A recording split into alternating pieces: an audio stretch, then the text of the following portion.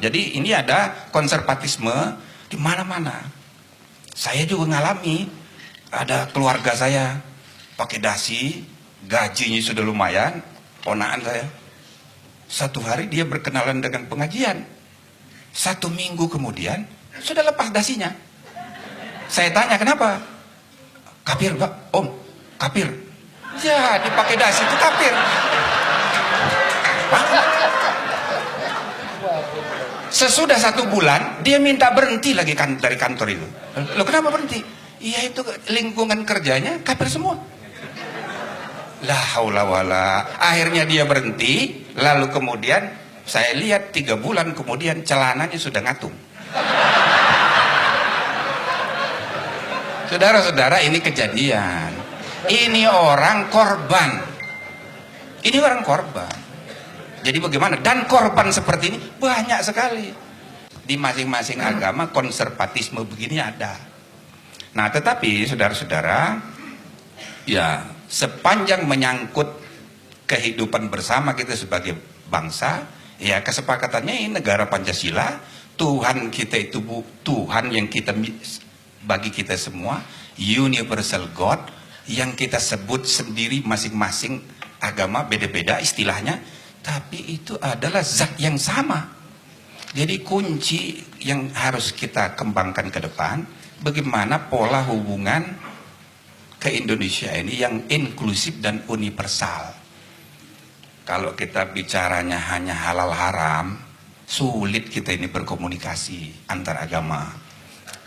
Tapi kalau kita bicara etika, semua agama punya sistem etika yang sama. Dan kalau kita dalami, cuman istilahnya saja yang beda.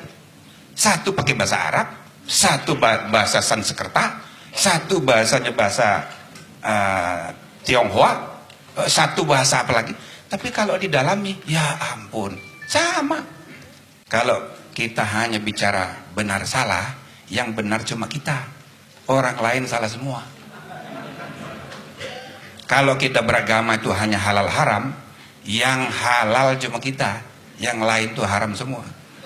Nanti ujung-ujungnya, ya kan, kalau tidak mendukung ini namanya kafir. Kalaupun misalnya diam saja, seperti saya kan harus diam, tidak boleh banyak bicara. Ini munafik. Ya kan? Begitu capnya itu, makin apa makin sempit saja kita ini. Ini namanya munafik. La haula wala. Jadi saya rasa soal etika ini saatnya kita populerkan ya. Tidak semua masalah bisa dan harus kita selesaikan dengan perspektif benar salah. Tapi ada yang sama mulianya ialah baik buruk. Ya kan?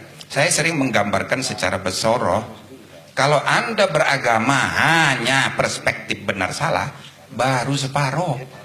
Beragama itu baru separuh. Nanti menjelang mau masuk surga oleh malaikat di stop. Dulu, hanya halal haram saja. Baik buruknya belum. Paling kurang, masuk surganya belakangan. Orang lain dulu. Nah, jadi saya bilang, kita jangan hanya selesai di urusan legalitas. Kemajuan peradaban suatu bangsa diukur oleh bagaimana tradisi beretika itu.